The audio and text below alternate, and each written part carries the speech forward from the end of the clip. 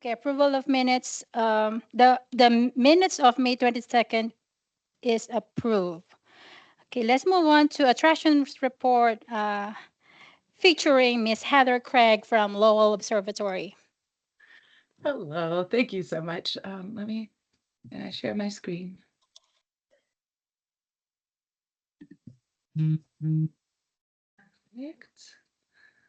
Perfect. All righty. Well, hello, everybody. I'm Heather Craig from Lowell Observatory, and I have your attractions report. Before I start, I wanted to just extend a thank you to Meg and Trace for a wonderful first IPW experience. It was absolutely wonderful. So thank you guys. So here is the attractions report. So this month, or last month, I should say, I switched from the snowfall to rain. For our focused weather, because now we're kind of entering the summery monsoon season. And so you'll see this through this part of the year. And here is the total monthly visitation, not including the Grand Canyon. But we are down. But as you can see, as we're moving into those summer months, our gap is getting the down is getting smaller, so only down 5.7%, which is a significant increase from March and April. So really excited to see that. And I didn't have April for the April report, and I don't have May this month because the Grand Canyon hasn't entered their numbers yet. But the Grand Canyon in April was down only 2.29% versus their 14% in March. And so again, that gap is getting smaller. So hopefully as we move into that summer months, and that we really see that visitation come back up like we hope it does. And then this is all of the visitation, including the Grand Canyon National Park, but we have through April, again, because I don't have the Grand Canyon's numbers. Same trend, down 7.04%, which is it's much better than March. But less good than February in January. So again, hopefully we'll be able to see those numbers in the green. We're sending good vibes for green next month. And then a few upcoming events. Lowell Observatory and Meteor Crater are hosting the annual Asteroid Day on June 30th. Arizona Snow Bowl is open for their summer activities and scenic and sunset gondola rides. And then the Museum of Northern Arizona's Heritage Festival of Arts and Culture is the 28th and 29th. So thank you to everyone that gets me their numbers. And that's all I've got for you guys. Any question? Thank you, Heather.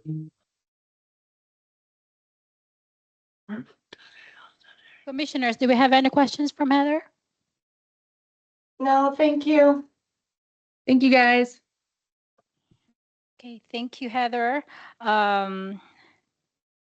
The highlight of this afternoon is the director and staff reports. So Trace, wanna start? Yes, thank you, Madam Chair, Vice Chair, Commission. Please note that I wish I was there in person with you, but I'm suffering from a cold, trying to get over it, and I just don't want to be in a group setting at the moment. So I'm, for the first time, online for this meeting. I'm going to turn it over to the team, and I believe if we could show, I don't show the screen on my computer, Ralph, which is kind of weird. I don't know why. Yeah, are you showing the screen, Ralph?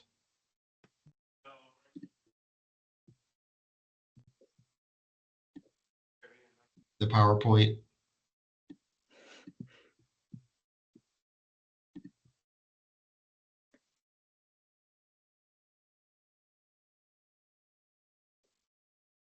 that? Oh, you mean like progress the slide?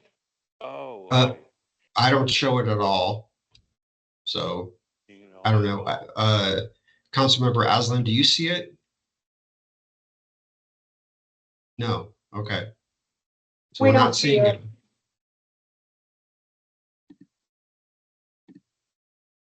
But Trace, you look very handsome.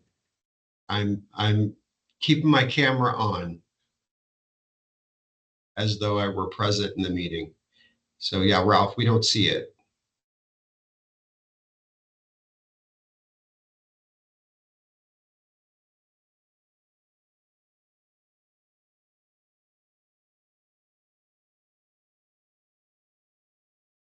I got booed.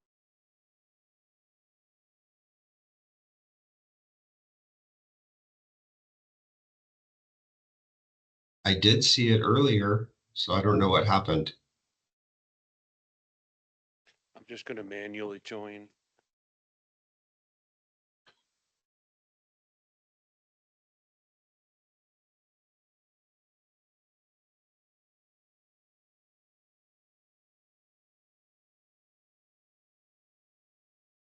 That now I see it.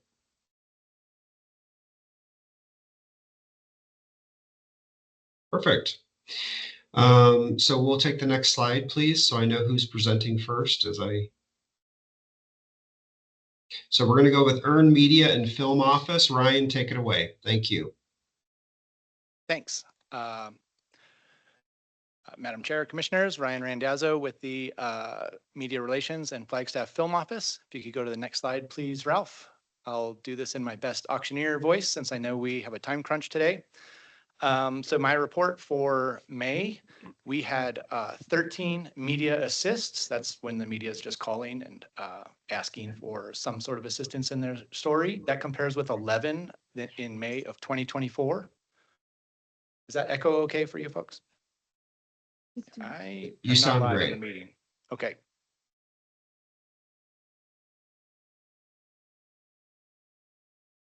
I don't have a mic on my computer. I'm not in the meeting on this computer. Well, this mic, so that they can hear me. Okay. We can hear you great. All right. Okay, so journalists hosted in May, we had 3. 1 was from the Valley, 2 were from Germany. 1 was for a daily paper there, and 1 was for a travel magazine. That is exactly how many folks we hosted overnight in May of 2024. The total articles generated, we had 191 articles that month. That compares with 112 in the same month a year ago. I'd love to take credit for all of that jump, but let me just explain what happened there. Dark skies, astrotourism, and Route 66 were the themes published in the largest circulation media outlets for that month, but we had a big jump in the number of stories because of a couple key things. Overland Expo continues to attract new vendors. Those vendors issue news releases that get picked up with small stories in like 4x4 magazines and things like that. So that was one area where we just saw the volume of stories. They weren't necessarily key stories about visitation here, but we'll take it. That's a very positive story for us. Freaky Foot Tours celebrated its 10-year anniversary. They issued a news release that likewise got picked up in many small outlets, so that can attribute some of that jump in total coverage. And there was a syndicated story that ran nationwide, and it was about the questionable international tourism market, and that provided somewhat of a jump too. But overall, it's a positive story. We're still getting, the media that we are after. Film permits for the month of May, we issued 1. That compares with 4 in the same month last year. But the 1 that we did issue in May was a 5-day shoot for Ghost Adventures. We've talked about that when that was taking place at last month's meeting. And we also had 4 film assists, and that compares with 4 the same month last year. Next slide, please. So just some highlights of our media coverage.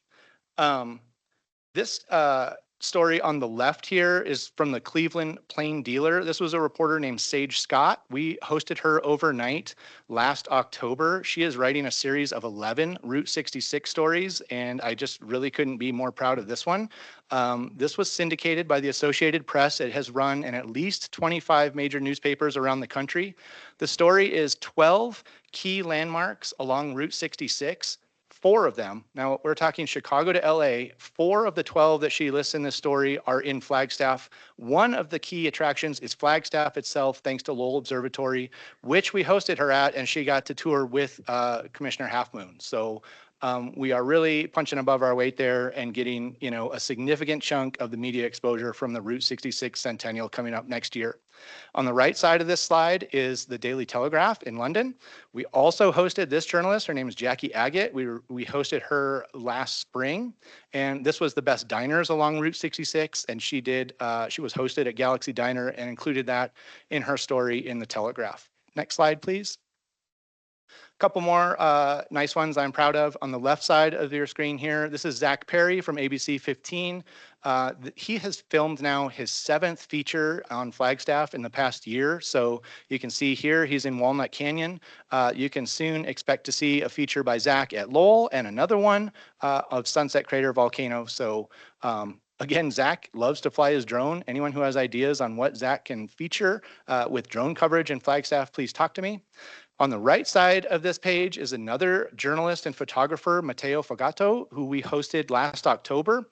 And this is an image in Buffalo Park. Thank you, Ralph, for finding this clip for me. It did not come through our clipping service. It's a German language magazine published in Sweden. This was a fantastic story, quoted Danielle Adams from the Flagstaff Dark Skies Coalition, and the headline, as you can see at the bottom there, is Shining Example. So this is all about Flagstaff being the first international dark sky city and why it's still a landmark for that reason. Next slide, please. Looking ahead, we have the July 4th drone show. We've already earned, pretty significant media coverage. We have made all of the lists around the state, the Arizona Republic, of course, the Daily Sun, CAF Radio came out with one today, and our drone show is listed among all of those. So trying to create that pre-arrival awareness that people know this is happening, inspire them to come up for that holiday weekend. We are going to continue to work on earned media for that. We're setting up feature stories where journalists can come and meet the drone operators and learn what goes into producing a drone show. And then also we ran some film ads. What you're seeing there on the left side, it says Makers. That's a magazine that was distributed at the Cannes Film Festival. Everyone who registered for that event got a copy of this magazine, and you can see the 2 facing pages with the Flagstaff advertisement there. And so 4,000 copies of this magazine went to film industry leaders at Cannes, and that will be redistributed this month. There's a follow-up festival that is all about advertising. So the film industry, people who work specifically in advertising, and that is a huge chunk of the film that we attract here in Flagstaff. So maybe more to come on that. We, of course, are going to track our website and see, when these magazines get distributed, if we are seeing a correlating bump in traffic. I will say we did see a bump in a page that it's called Filmed in Flagstaff, but that's a new page for us, and it got pretty significant traffic, but the page didn't exist a year ago. But we are seeing some of that follow-on traffic to our website when we run film advertisements. So I will have more on that in our future meetings. And with that, I will have any questions or move on to visitor services. Thank you. Ryan, this is Jamie Thousand. I had a question about the 4th of July drone deal that's going on. I noticed we released kind of a thing that has zones of visibility. Is there any way for a business to better understand what the visibility may or may not be from, say, a barbecue restaurant on 4th Street that falls into the outside that outer parameter? We've been talking about possibly staying open late, doing kind of a viewing from the patio, but just wanted to know if there was any better information. I will address that as best I can, and any other member of the team here, please feel free to jump in. So what we are aware of is that the drones will be launched from the fields at Coconino High School. They are set to fly 400 feet above the tops of the trees. So a tree in that area is roughly 90 feet high. So that's 500 feet above the fields at Coconino High School. And when businesses like your own request information, what I do is I've gone on site and I use good old fashioned Google Maps and pull that up And then if you use that app, you can point it and it shows you which direction you're pointing. And I try and just point directly at Coconino High School. And there's a little bit, it's not quite a science without knowing exactly how high 500 feet is in the air when you're a half mile away, like your restaurant. But you at least get an idea, is there a major tree or a 2-story building or something impeding the view from that? And so I understand your question, and I wish I could give you a definitive answer on yes, you'll be able to see drones over Coconino, but that's about as good as we can get, is to stand on site where you would like to view from, use your phone to direct you towards Coconino High School. And, do you have a clear view of the sky there, or do you have trees? And I'm picturing your intersection. I do think there's a big tree just north of you. But without being on site, that's about as good of an answer as I can provide you at the moment. That's fantastic. That's more than I knew. So thank you.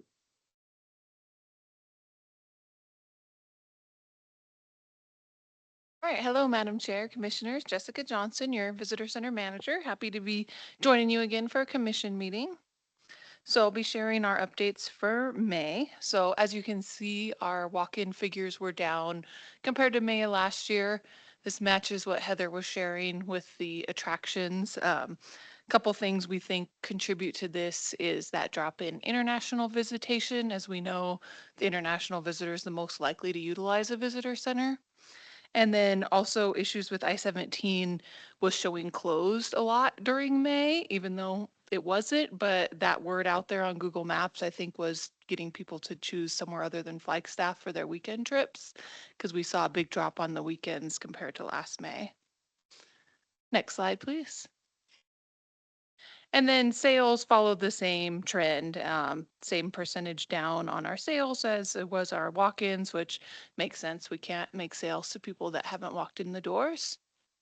Next slide, please. And then big exciting news, the Visitor Center Express. This technically opened this month, but I wanted to share it with you. We've been open almost 2 weeks now out there with our soft opening. We've still got, some progress to be made where you're still waiting on our liquor license to be able to serve that beer and wine out there. But Jude Barrett, we hired to work out there, is out there with her smiling face during the week. And then Jovan is on the weekends out there greeting visitors, making sales. We've had TSA be very appreciative that we're there because they're always getting questions. Someone needs an aspirin or they forgot their phone charger. And we've got that kind of essentials for our travelers out there. And then look forward, we'll do more of a grand opening for that space as we continue to add product and get that liquor license settled and all that. So look forward to invite for that in an upcoming month. Next slide. And then looking ahead, our Flagstaff Artisans Market is going on the weekends. That's going to continue throughout the summer through Labor Day weekend. So we've got a couple artists that have been pretty consistent out in the front of the train station, right on the platform out there selling Native American artwork, some candles, some other arts and crafts. So come by and check it out if you get a chance. And that wraps up my presentation. Unless anyone has any questions, I'll pass it on to marketing.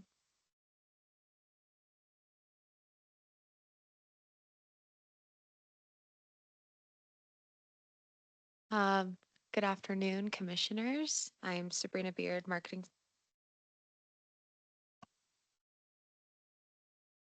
That's what I thought. Ralph's giving me bad advice over here.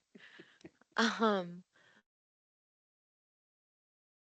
don't even have my phone. I wonder if this will. Oh, thank you. All righty, let's go to the next slide, please. So for Discover Flagstaff email campaigns, of course, we have our master email going out to about 30,000 folks with high propensity to visit Flagstaff. Our top clicks were City of Seven Wonders, the Flagstaff Festival sweepstakes, and accommodations for the last year has been in the top 3 clicks every time, which is awesome to see that our readers are resonating with the content and planning their trips here. The additional 3 emails are the drip emails. They each had a growth in reach. However, we did not see that parallel in our open rate. So I will continue working on finding the sweet spot for what our subject headlines are that really attract those opens. The event drip also saw the highest click-through rate, which was very exciting. It's prompting people to go to our downtown area and to look up various festivals and our summer series of movies in the square, spin the square, music in the square. So let's go to the next slide, please. For our Flagstaff local newsletter, the 4th of July drone show that we were just talking about was the #1 clicked link. Our locals are very interested in what's being framed as an eco-friendly event as we move away from the traditional fireworks and do something that accommodates Flagstaff and our active fire restrictions. The additional top clicks were puppy yoga at Dark Sky Brewery, which was also part of our subject headline. So our open rate was definitely up once they saw puppies. And our Flag 365 calendar was also a top click. So our locals are looking for events to attend around town as well. Let's go to the next slide, please. Despite our Flagstaff Festival sweepstakes being among the top clicks in our Discover Flagstaff outward facing email campaign that reached about 30,000 people. Our entries just still aren't reflecting the popularity of the views that we're getting. They're not converting into those entries. So we're having internal conversations trying to figure out how to remedy this. We've talked about this in TC before, but a new idea that has been discussed in our office is adding a disclaimer.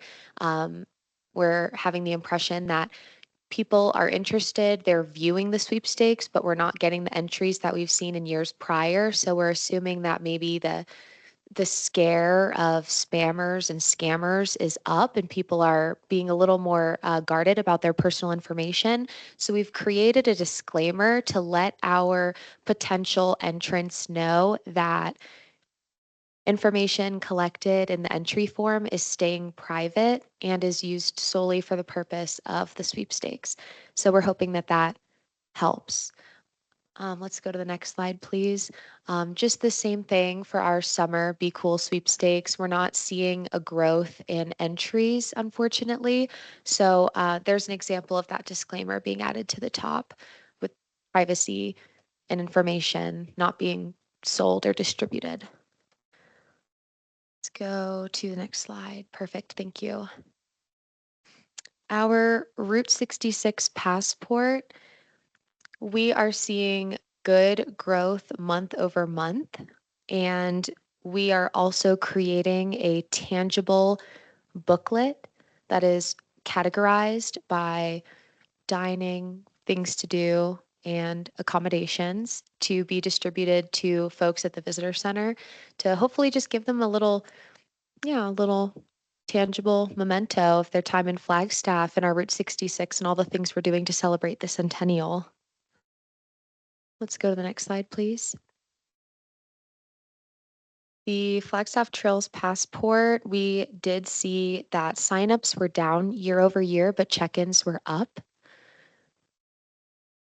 We just launched a segment with Channel 3 supporting the Trails Passport during this month. So hopefully in our next presentation, we'll have better numbers to report that signups will match our check-ins being up year over year. Go to the next slide, please. So one of the website updates that I had mentioned in the month prior was our stakeholder calendar. As a reminder for any viewers that we have online, this is to ensure that when there are weekends with big events, we're going to have an increase influx of people visiting from out of town, that our partners and stakeholders are able to have staff readily available for this influx of people. So We have June calendared here, just an example of what that will look like. This is just festivals as of right now, but anybody is welcome to reach out with events and ideas to help populate the calendar, and I will get that accomplished.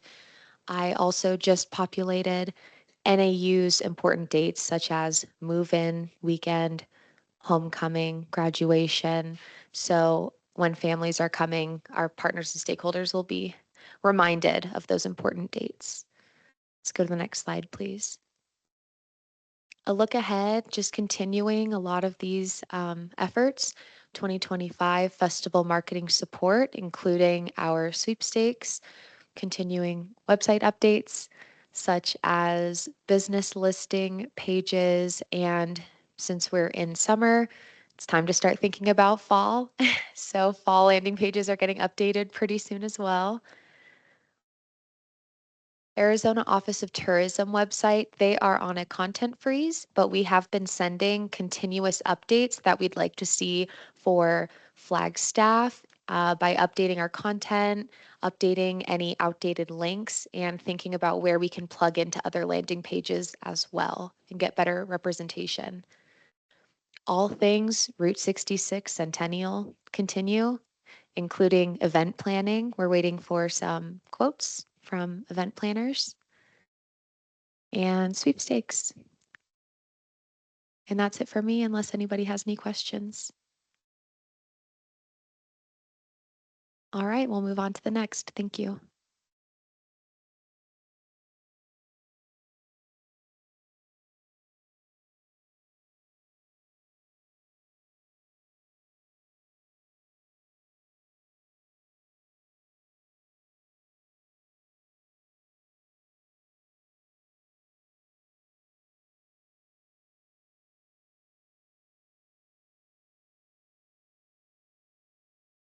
Lori, we can't hear you.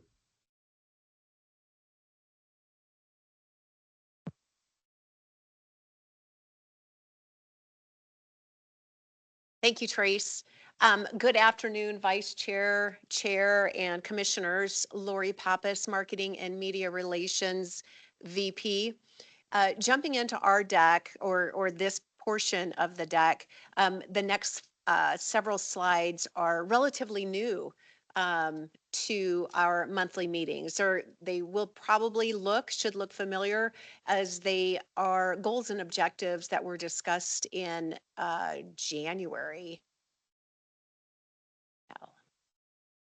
last January, when we did our planning. So these are the domestic marketing's goals and objectives. And the idea here in sharing this is to show a status of progress.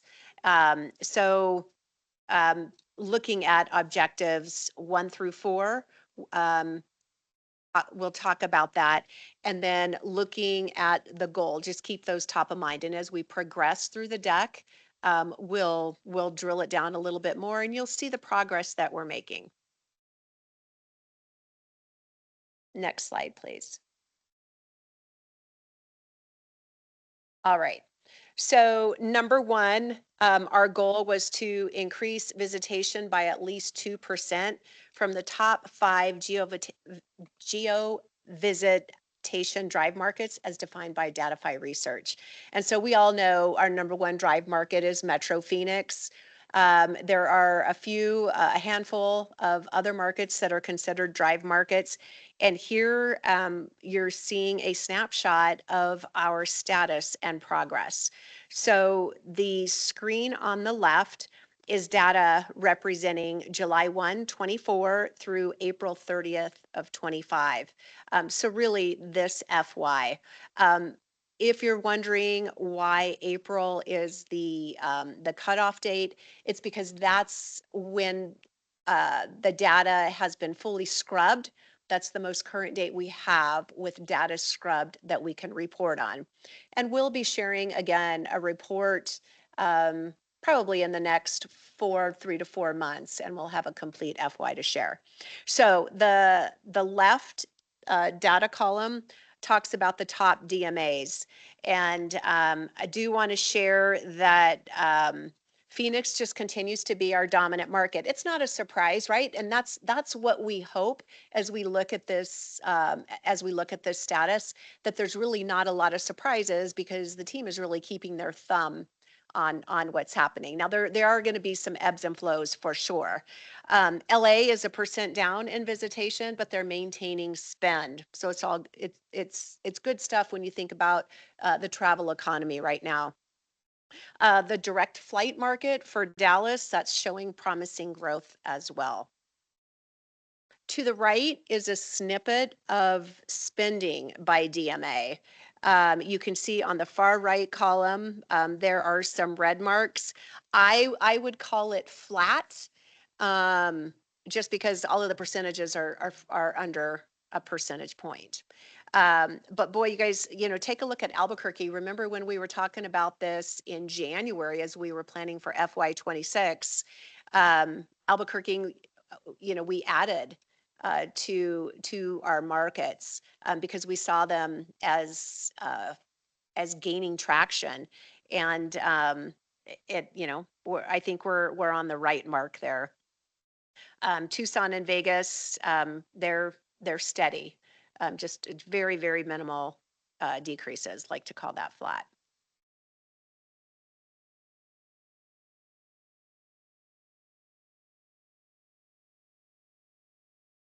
Next slide, please.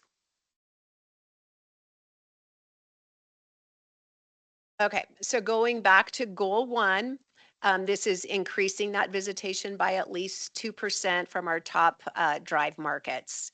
And this is comparable to the same dates the year previous. So we're looking at July 1, 24 through April 30th, 25, and the comp dates are the year prior, July 1, 2023 to April 30th, 2024. Our total trips are down 0.29%. The average length of stay is flat, 2.4, and our visitor days are up 1.19 to 16 million. The bottom half of this graphic is a subset of the top half of the graphic. The bottom half of the graphic talks about our hotels. So the number of trips to our hotels was just a titch over 2 million trips. And the average length of stay is greater than what was observed in the market as a whole. And its average length of stay is 3 days, down 0.3%. I'll call it flat. Visitor days are the better part of 6 million, and that's up 1.33, which is a little bit stronger in comparison to the visitor days for the total city. That's kind of, that's nice. We're seeing them stay. Any questions here?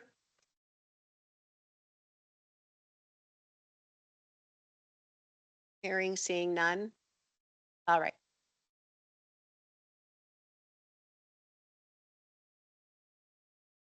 Next slide, please. All right, for goal number 3, this is for our medium haul market, non-direct flight. The right column is a good story. I don't think I need to read through this. You all have the deck in front of you. And in the spirit of time, knowing that we're going to lose a quorum here, I do want to speed through this. So not speed through it is not accurate, but I think you understand what I'm trying to say. Are there any questions on this graphic? All right, hearing, seeing none. Next slide.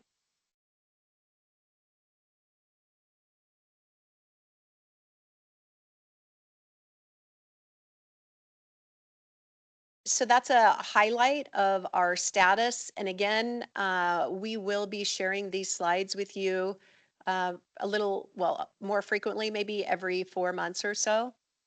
If you have any questions or any suggestions, please let me know.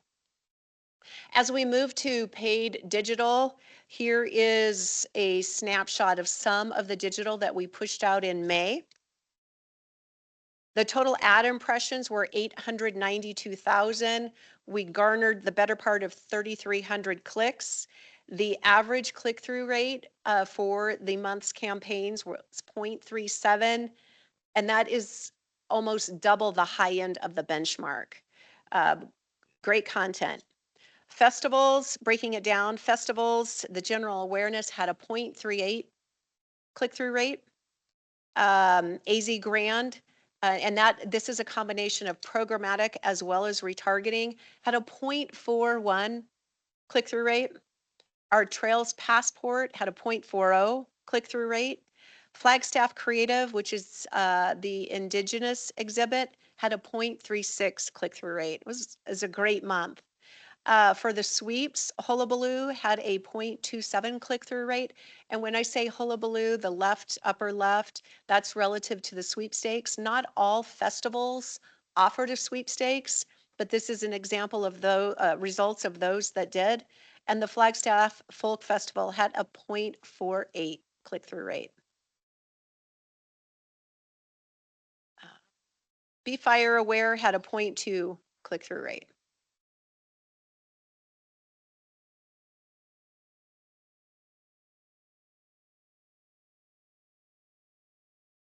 All right, next slide. Looking ahead, next slide.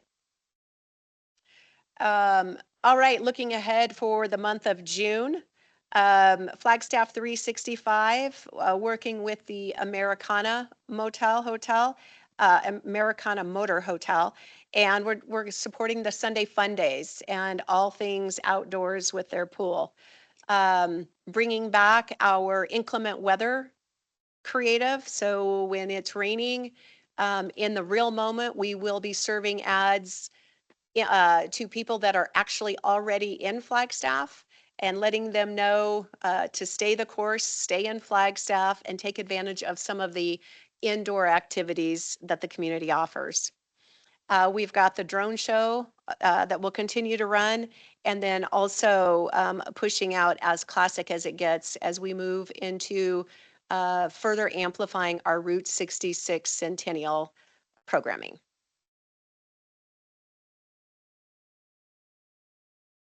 Not seeing any comments, we'll go to the next slide.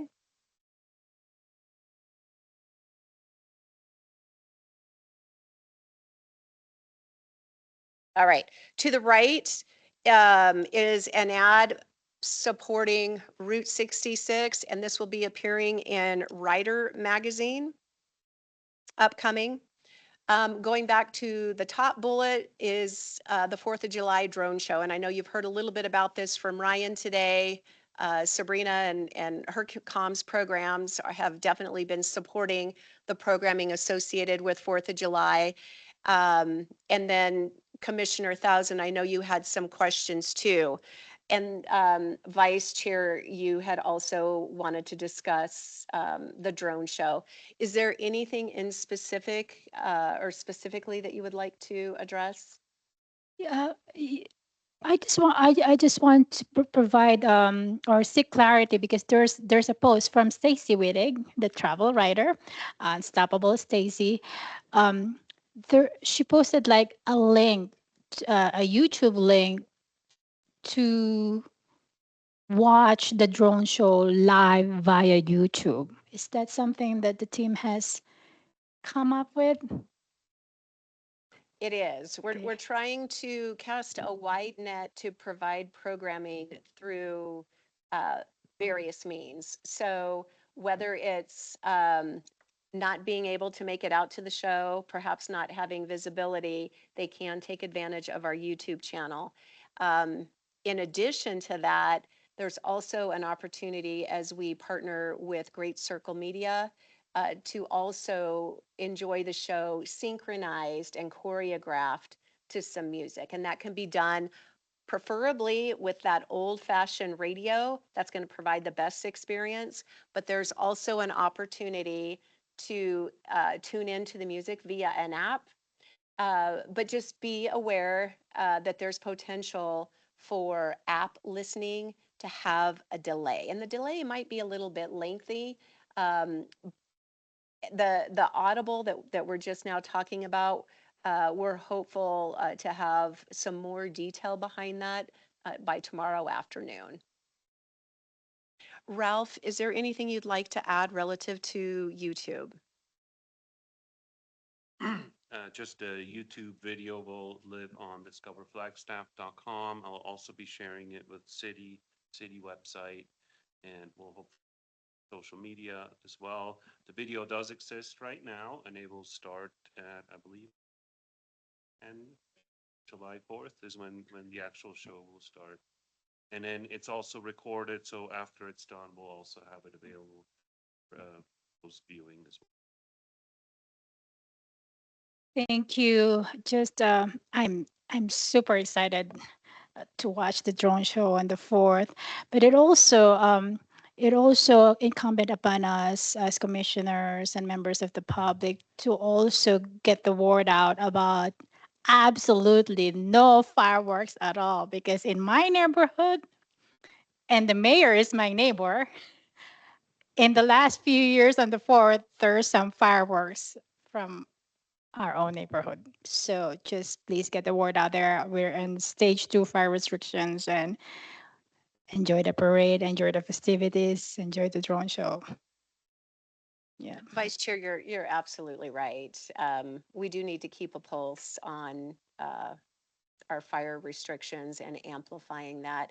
And then also just the responsibility that the city has in its purest form as far as community values is the value of the drone show. So we heard, the sustainability, and it is truly a better, safer method to enjoy and celebrate the freedom of America. Absolutely. Um, Commissioner Thousand, I do want to loop back to your question, and I know Ryan was pretty thorough in his explanation. Um, are you aware that there is a map with radiuses on the website? That might also help you um, take a look and maybe formulate your response, or not your response, but your planning for a patio party or what have you, just another vantage point. It is our recommendation as far as viewing that it is within a 3-mile or less radius, and it's not a full 360 radius. So I don't know if that's a little bit of an oxymoron, but there will be areas where views are compromised. And Ryan had mentioned by trees, by tall buildings, and also if you're behind the show and the graphic, the visual, the drone visual floating up in the sky, if it has text, that text in some instances might be backward. Again, it just depends on your vantage point and where you're viewing the show. We really did our best work in providing this map, and a lot of this is going to be a learning curve. But we hope with what we've outlined, which includes opportunity to ride a bike and enjoy the drone show on the Futz Trail via a bike. We did try also to work with Mountain Line, but their bus service stops at 8 p.m. So we did try. Again, there's a lot of work put into this. I'm sure there's going to be a big learning curve even past the 4th of July as we look to planning for the next year. But ultimately, we really do hope that the community sees this as a great solution to the traditional fireworks. Fantastic. Thank you so much for addressing that. And you know what? We'll just we're going to decrease the price of tower stations. So that way, if the text is backwards, people will just think they had too many towers. It'll be fine. It'll be fine. Yeah. Thank you, though. Appreciate it. Thanks for the humor, Commissioner. Yeah. All right. Are there any questions, anything further on the drone show? All right, not seeing any. I do want to share our downtown Phoenix billboard is in the process of being refreshed. We are putting up a refresh on the vinyl, the same vinyl that was there. You might remember that that's just a beautiful illustration with our wildlife, with our beautiful San Francisco peaks, and there's some trails. Um, And then you might recall there are hiking boots. These hiking boots are nothing to be messed with. They're 9 feet tall by 9 feet wide. But once they're hoisted in the air against a backdrop that measures more than 1,500 square feet, the boots certainly are a standout, no pun intended, but they are in disrepair at this point. So we are in the process of not only installing new vinyl, but we will also be hoisting up new boots. So looking forward to that as well. Before I end, are there any questions for me? Seeing and hearing none. Trace, it's Yeah. 2:33. We have a few minutes. Yep. Thank you very much, Lori and team. We will turn it back over to Madam Vice Chair and go from there. Thank you. Well, thank you everyone for your awesome, amazing, stellar work, especially Discover Flagstaff. Trey sending some healing hugs and energy your way. And I'm also thankful that we have Jessica in person here. We miss you, Jessica, and we are with you in this journey toward healing and recovery as well. So we don't have a meeting in July. So the next meeting for the Tourism Commission is August 28th. And I also want to put it in our tentative agenda for the August meeting, a presentation about from the Northern Arizona Good Jobs Network on the training program for the food service sector. I can introduce the presenters to Carrie and Trace offline, because this is the accelerated training for there are 3 cohorts for food entrepreneurship, food manager certificate, and uh, another cohort for upskilling for food services. And the Northern Arizona Good Jobs Network, through Local First Arizona, is seeking employers and employees to participate, because there's no fee in participating in this accelerated training programs. And actually, one of the training is the national certified certification for food handling managers. So I'd like to make sure that our community, especially our restaurant owners and our food service business in Flagstaff, will be able to be aware of this training opportunities for them and their employees. Okay. Do we have any comments from the commissioners? Yeah. Plus, and pardon, I've been remiss because I was not able to call public participation earlier. We do have a guest in person here, Mr. Rob. Thank you for being here. Yeah. Thank you. Okay, so this meeting is adjourned. It's 2:35 p.m. Thank you, Madam Vice Chair, Chair and Commission. Hey, Ryan, a question for you. Okay. Yeah, just wondering if if you're bringing a camera or